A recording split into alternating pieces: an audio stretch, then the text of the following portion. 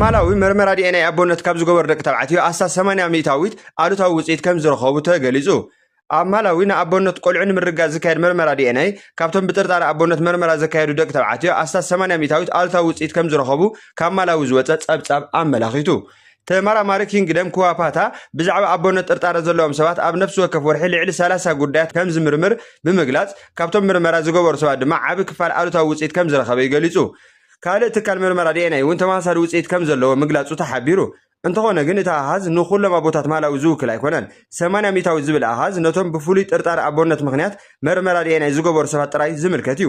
ስለዚ 80 ሚእታዊት ካብ ኣቦታት ማላዊ ዘይናቶም ቆልዑ ይዕብዩሎም ማለት ድማ ኣይኮነን። ከምዚ ዓይነት ተመሳሳሊ ክስተት ኣብተን ብቐሊል ምርመራ ዲኤንኤ ክገብራ ዝኽእላ ምዕራባውያን ሃገራት እውን ብብዝሒ ከም ዘጋጥም ክግለጽ ጸኒሑ እዩ። ምዝርጋሕ እቲ ሓበሬታ ድማ ንብዙሓት ኣብ ጥርጣረን ሸቕሎት የእቱ ከም ዘሎን ብዙሓት እውን ነቲ ብእምነት ዝነበረ ኣቦነት ብምርመራ ከረጋገጹ ይግደዱ ከም ዘለው እቲ ጸብጻብ ወሲኹ የረድእ።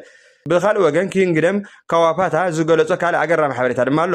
ካብቶም ኣብ መጀመርታ እዚ ቆልዓ ናተይ ኣይኮነን ኢሎም ዝውሕዱ ኣቦታት ብቤት ፍርዲ ዲኤንኤ ክገብሩ ምስ ተኣዘዙ ኣስታት 90 ሚእታዊት ናይ ብሓቂ ኣቦታት ኮይኖም ከም ዝርከቡ ይገሊጹ። እዚ ድማ ምርመራ ዲኤንኤ ኣብ ጉዳይ ኣቦነት ሓቂ ንምርጋጽ ኣገዳሲ መሳርሒ ምዃኑ የርኢ። እቲ 80 ሚእታዊት ዝብል ኣሃዝ ግን ካብ ዝተመርመሩ ጉዳያት ዝወፀ እምበር ንሓፈሻ ህዝቢ ማላዊ ዝውክል ስታቲክስ ከም ዘይኮነ እቲ ጸብጻብ የዘኻኽር።